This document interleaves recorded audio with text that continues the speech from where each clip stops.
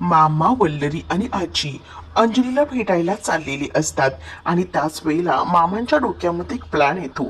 ते अर्णवला सांगतात की आपण काही गुंड पाठवून या राकेशला चांगलंच धुवायला लावायचं का, कारण 4 दिवस ना त्याला कायम लक्षात राहतील. ते जास्तच उडायला लागला आहे आणि त्याच्यामुळेच आपल्या अंजलीला हे सगळं काही फेस करावं लागत आहे, असं देखील आता म्हटलं जात असतं. मग आता अर्णवही म्हणतो की मलाही तसंच वाटतंय, जर आपण त्याला जरा चोपलं ना तर तो वटणीवर येईल. पण नंतर माझ्या लक्षात येते की ताई ताई तिचा जीव अडकलाय ना त्या माणसामध्ये, आणि आता ती प्रेग्नंट आहे आणि मग या सगळ्याचा त्रास तिला होईल, म्हणून मी गप्प बसलोय, नाही तर ना त्याची कधीच मी वाट लावली असती, असं देखील अर्णव आता सांगू लागतो. मामा त्यावर तिकडनं निघून जातात. तर दुसरीकडे मात्र आता अर्णवचं मूड ठीक करण्यासाठी इकडे ईश्वरी ही प्रयत्न करत असते आणि त्यानंतर ते दोघंही जण मिळून सीसीटीव्ही फुटेज बघत असतात. कारण अर्णवने आता अंजलीच्या रूमच्या बाहेर एक सीसीटीव्ही कॅमेरा लावलेला असतो आणि ज्याच्यामुळे तिथं काय काय चाललंय या सगळ्या गोष्टींना अर्णवला घर बसल्या समजणार असतात. दुसरीकडे मात्र आता एकदमच हतबल झालेली ही सुप्रिया देवाकडे हात जोडून उभी असते आणि म्हणत असते की हे देवा, हे सगळं काय होऊन बसलंय, म्हणजे मी सगळं काही सावरायला बघते, माझ्या इशूचा संसार मार्गी लावायचा आहे मला, पण या सगळ्यामध्ये काही ना काही अडथळे येताच आहे. आता विचार केला होता स्केच काढून झालं की सगळ्या काही गोष्टी नीट होतील, पण तेही नाही होते.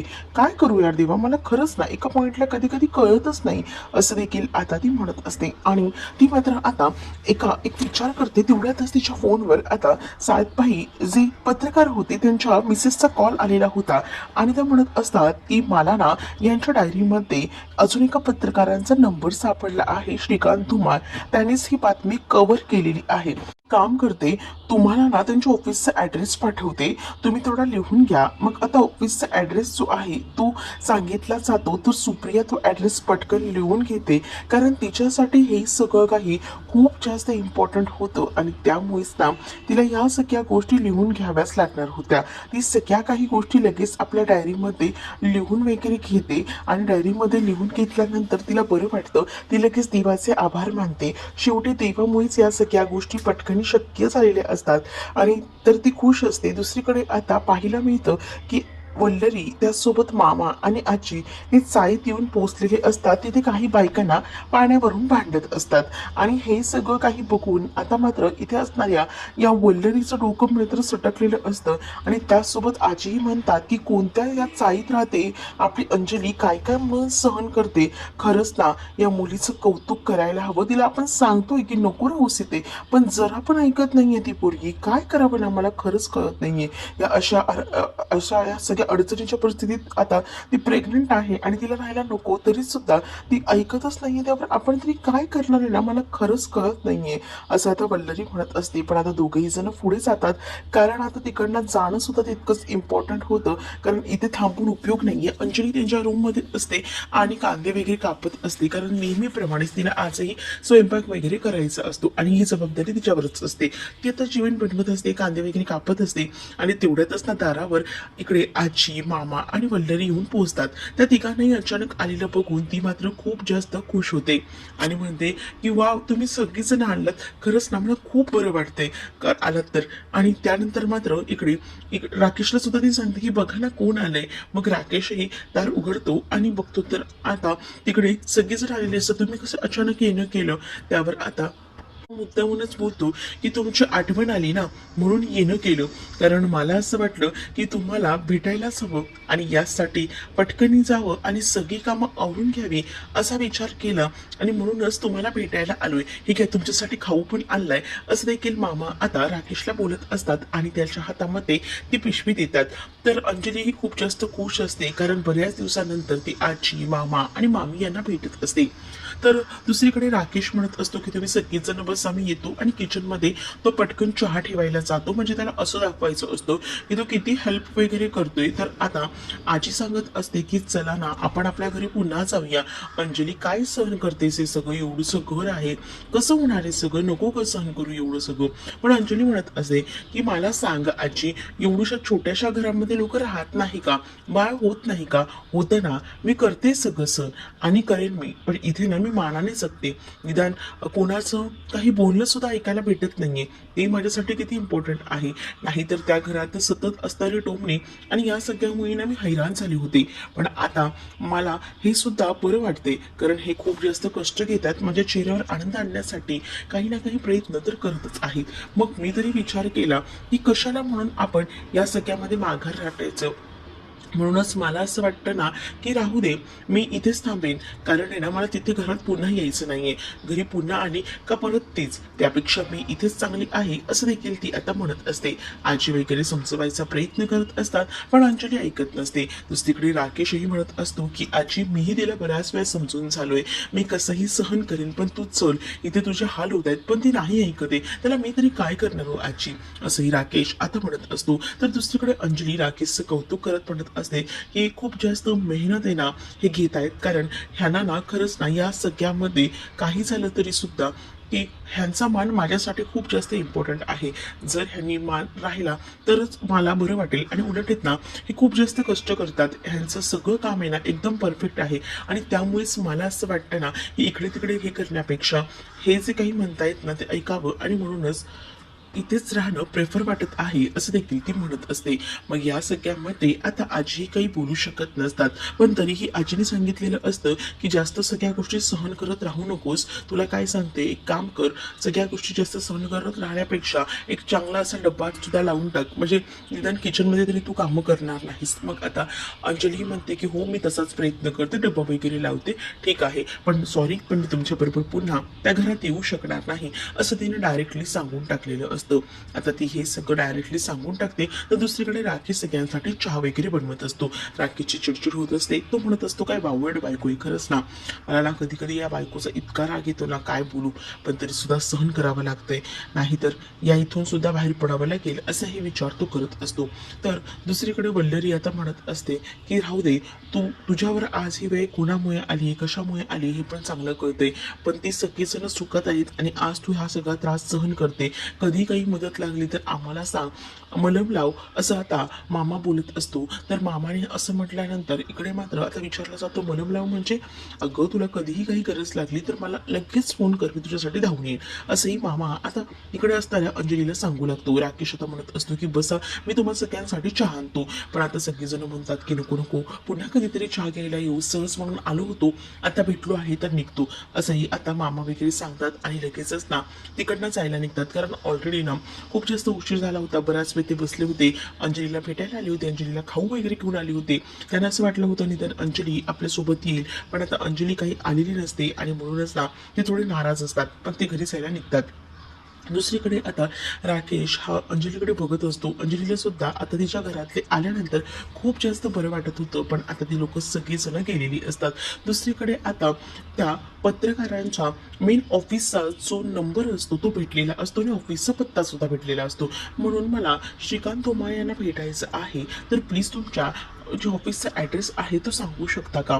मग आता एक पत्रकार तिथे बसलेला, तो आता पूर्ण ऑफिसचा ॲड्रेस सांगतो, आणि ऑफिसचा ॲड्रेस न्यू प्लाझा दादर हा असा काहीसा असतो, आणि हा सगळा ॲड्रेस जो आहे सुप्रिया लिहून घेते. मग आता सुप्रिया ही ठरवते की बरं झालं, फायनली सगळ्या काही गोष्टी ना नीट होत आहेत. म्हणजे आता तीही विचार करते की ज्या काही गोष्टी घडत आहेत तिथे आपल्याला वाटत होतं की कुठेतरी अडते, पण देव हा नेहमीच आपल्या पाठीशी असतो असं देखील ती म्हणत असते. आणि ती आता ठरवते की ईश्वरीला या सगळ्याबद्दल सांगायला हवं, कारण तिला ना स्वतःला सिद्ध करण्यापेक्षा ईश्वरीचा संसार वाचणं खूप जास्त महत्त्वाचं वाटत असतं, आणि यासाठी तर तिचे प्रयत्न सुरू असतात. आता घरी सगळीजण आलेली असतात, आणि मग विचारलं जातं की काय झालं, अंजलीताई नाही मानल्या का, असं ईश्वरी विचारते. नाही ग, अंजलीने ऐकलंच नाही, तिला आम्ही खूप विचार केला, खूप समजावलं, पण तरी सुद्धा ती ऐकायला जराही तयार नाहीये, तिचा हट्ट ती सोडतच नाहीये. मग आम्ही तरी काय करणार? मग शेवटी आम्ही तिला म्हटलं की जरा डबा तरी लावून घे, म्हणजे तेवढंच तुला आराम तरी भेटेल, तर त्यावरती हो म्हणाली आहे. तर दुसरीकडे मात्र आता मामा म्हणत असतात की खरं तर ना हे सगळं ना एवढं विचित्र घडतंय ना, एवढी बेकार अवस्था आहे ना तिथे, एवढंसं घर, पण ती कसं मुलगी की ऍडजस्ट करणार आहे ना तिचं तिलाच माहिती. तरी सुद्धा आम्ही म्हणतोय की नको, ह्या सगळ्या गोष्टी नको, पण तरीही आता ती ऐकतच नाहीये म्हटल्यावर आपण तरी काय करणार. पण दुसरीकडे ना आता वल्लरी म्हणत असते की हे सगळं कोणामुळे आहे ना ते चांगलंच माहिती. या सगळ्याला आपल्याच घरातला एखादा व्यक्ती या सगळ्याला जबाबदार आहे. वल्लरीला हे सगळं काही ईश्वरीला रूप देऊन बोलायचं असतं, पण आता हे सगळं डायरेक्टली लागतं ते म्हणजे इथे असणाऱ्या या अर्णवला. अर्णव म्हणतो की मला कळतंय माझी चूक झाली आहे. त्यावर वल्लरी म्हणते की अर्णव हे सगळं मी तुला नाही म्हटले, मी दुसऱ्या कोणाला तरी म्हटले. पण अर्णव म्हणतो की मला तुझ्या बोलण्याचा रोष समजतोय मामी, मला कळतंय जे काही झालंय ते माझ्यामुळे झाले, त्यामुळे आता या सगळ्या गोष्टी ना मलाच हँडल कराव्या लागणार आहेत असं देखील आता बोललं जातं. त्यामुळे ना मला नको हे करूस असंही तो बोलून तिकडनं आता उठत असतो. पण ईश्वरी त्याला सावरत असते. ईश्वरी म्हणत असते की अर्णव सर इतकं वाईट वाटून घेऊ नका, पण आता अर्णवने ठरवलेलं असतं त्यामुळे तो लगेच उठून तिकडनं निघून जातो. त्याला वाईट खूप जास्त वाटतं. तो जेव्हा तिकडनं निघून जातो ना तेव्हा दुसरीकडे एक सीन दाखवला जातो. तो म्हणजे आता उदयकांत जो आहे तो कंटिन्यू कॉल करत असतो. उदयकांत कंटिन्यू हा मामीला कॉल करत असतो, पण मामी काही केला कॉल रिसिव्ह करत नसते. कारण मामीच्या समोर मामा बसलेले असतात आणि त्यामुळेच तिला हा कॉल रिसिव्ह करता येत नसतो. आणि त्यामुळेच ना आता ती विचार करते की काय करू, कटच ते करत असते. असे 3 वेळा कॉल येत राहतात तरी सुद्धा ती कट करत असते. पण हे सगळं काही ना इथे असणारा हा मामा बघत असतो, त्याचं ऑब्झर्वेशन करत असतो. कारण त्यालाही कळत असते की हा फोन का कट करते, मी इथे आहे म्हणून कट करते का. आणि त्याच वेळेला इकडे मात्र शेवटी मामा न राहून वल्लरीला म्हणतातच की अगं काय चाललंय तुझं, अगं फोन येतोय कोणाचा तरी, उचल ना, कशाला एवढं वाचवतेस. पण ती उचलू शकत नसते कारण तिच्या समोर आता या सगळ्या गोष्टी होत असतात. कारण उदयकांतचा फोन आलाय आणि ती बोलणार कशी आहे, आणि म्हणूनच ती उचलत नसते. आणि ह्या सगळ्या गोष्टी जेव्हा घडतात तेव्हा मात्र आता मामा बोललेले असतात. मग तिला नाईलाज असतो का होईना उदयकांतचा फोन उचलावा लागतो. उदयकांत आता म्हणत असतात की काय चाललंय, मी एवढा फोन करतोय पण तुम्हाला त्याचं काही आहे का, तुम्हाला ना त्याचं काही पडलेलं नाहीये, तुमच्याकडे फक्त 2 दिवस राहिलेत, पैशांचा बंदोबस्त करताय ना. हो हो मी करते करते मी, हो असं आता ती म्हणत असते. आणि मग आम्हाला काही झालं ना तरी हवे आहेत पैसे, नाही तर तुझं हे प्रकरण बाहेर काढू. ती म्हणते की नाही नाही, हो नाही मध्येच फक्त तिचा कारभार सुरू असतो. मामा म्हणतात की काय ग, कोणाचा फोन आलाय. मामा असं बोलून तिला विचारायला जातात. तर मामाना ती सांगत असते की बँकेतनं फोन आला आहे, कर्ज वगैरे पाहिजेत का विचारतायत, आणि तेवढ्यातच ना मला व्याजासकट पैसे पाहिजे आहेत असं देखील आता सांगितलं जातं.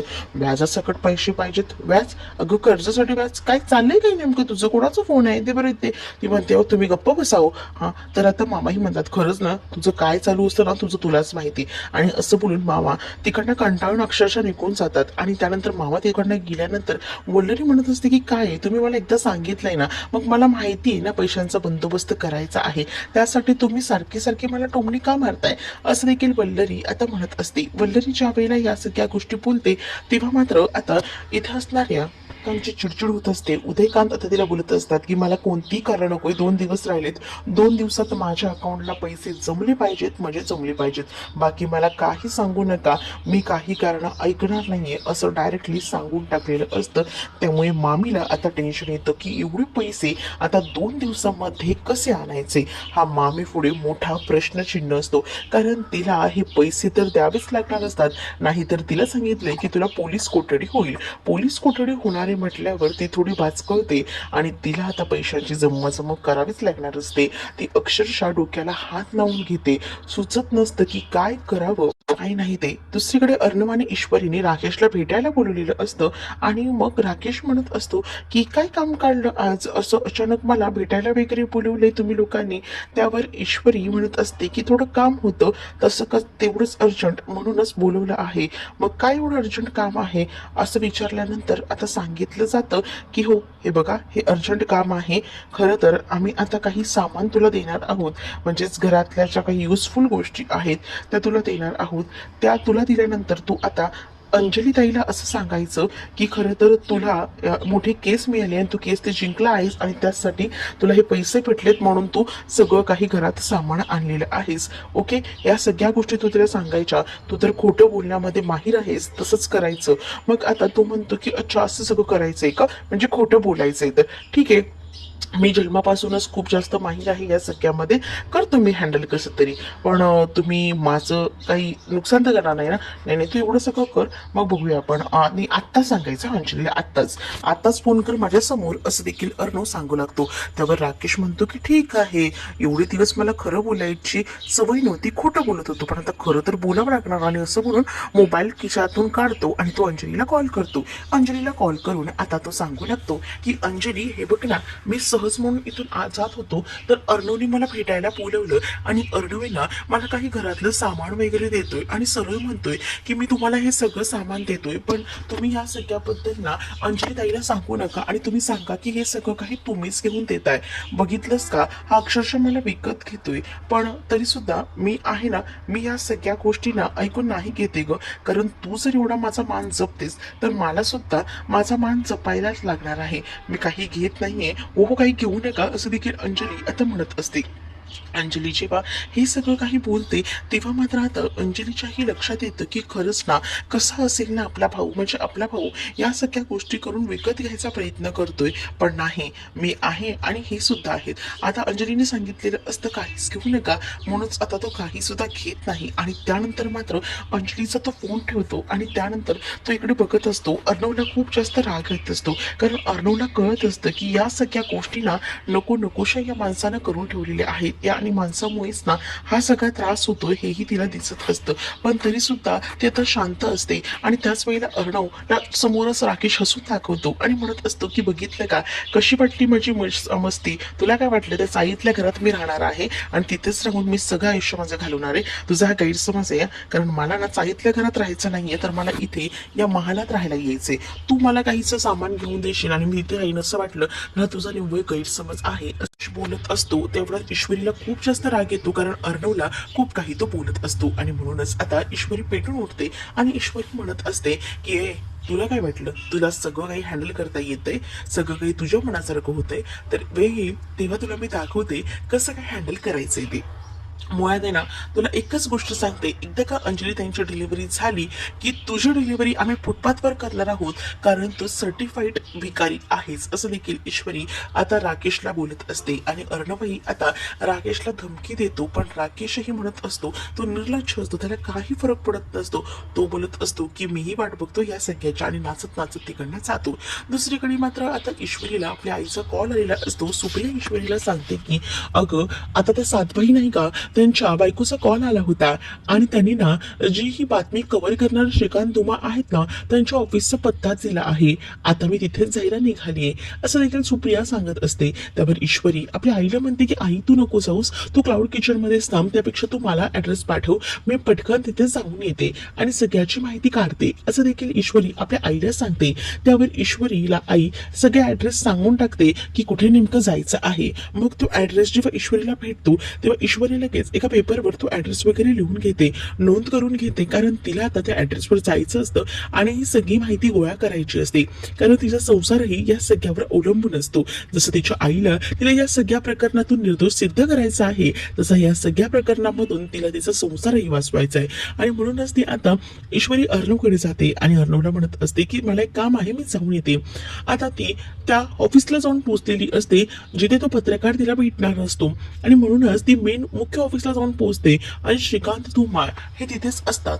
ते नुकतेच ऑफिसला आलेले असतात. ईश्वरी तिथेच येते आणि नेमकी ना त्यांनाच विचारू लागते की श्रीकांत धुमाळ कुठे आहेत. तर आता त्यांना कळतं की ही मुलगी कसली तरी चौकशी करायला आली, म्हणून ती ना स्वतः श्रीकांत धुमाळ असून सुद्धा ईश्वरीला सांगत नाहीत की ते स्वतःच ते आहेत करून.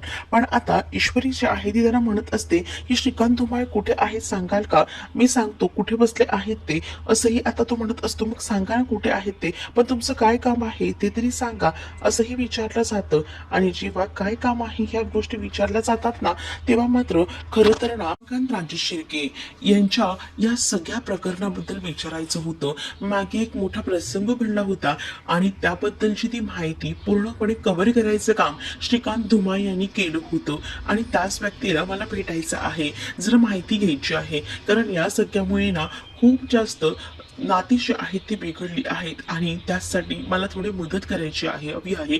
मग श्रीकांत धुमाळ मला भेटतील का, कुठे बसले आहेत?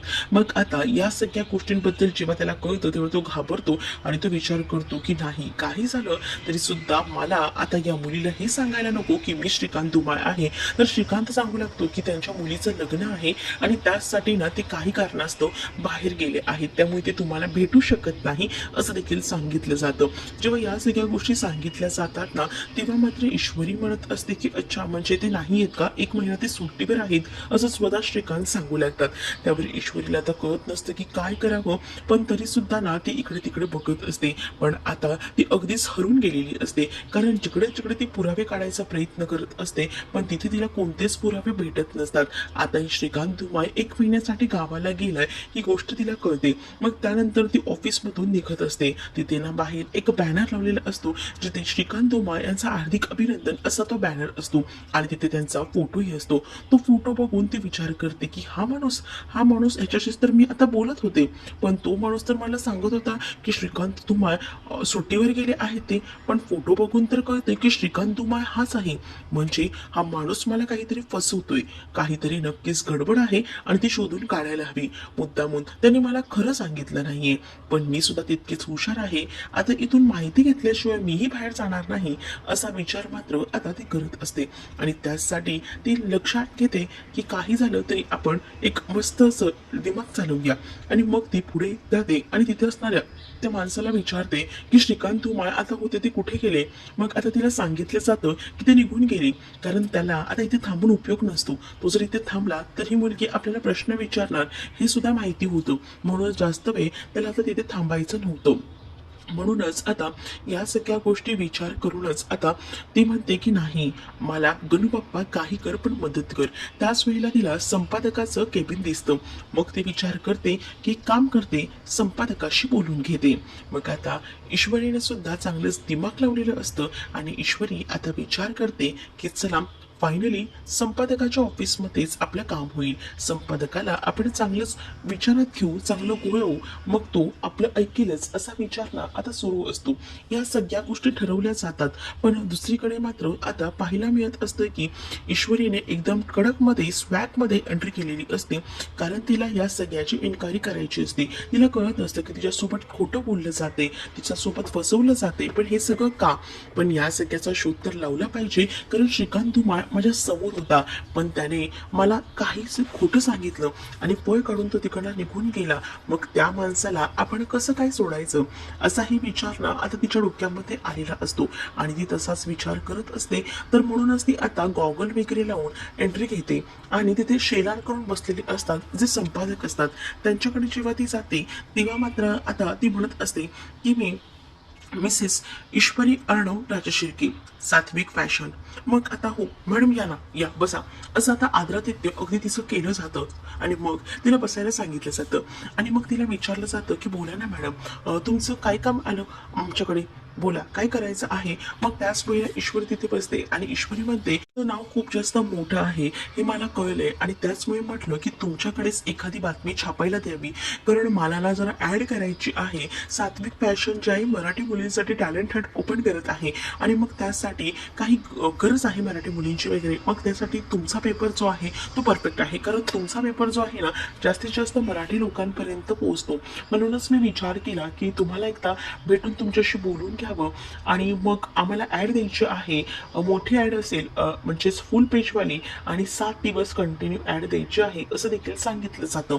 7 दिवस ॲड द्यायची म्हटल्यावर शेलारही खूप जास्त खुश झालेले असतात आणि ते म्हणत असतात की ठीक आहे, तुमची आम्ही हे ॲड घेतो. मग ईश्वरी म्हणते की ॲड द्यायला मी तर तयार आहे आणि या सगळ्याचे पैसे सुद्धा, पण मला ना खूप महत्त्वाची एक माहिती हवी आहे.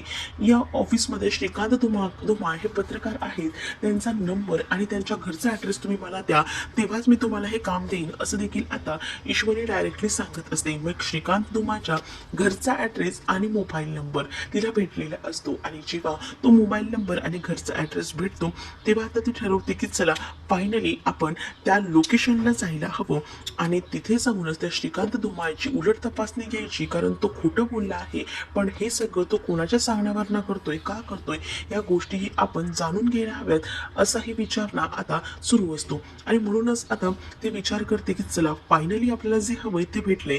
आता श्रीकांत माय तू कुठे पळशील, कुठेही पळू शकणार नाही, आता तुझ्यापर्यंत मी पोचणारच, असाही आता ती विचार करत असते आणि पटकन नंबर आणि ॲड्रेस घेऊन ऑफिसमधून बाहेर पडते.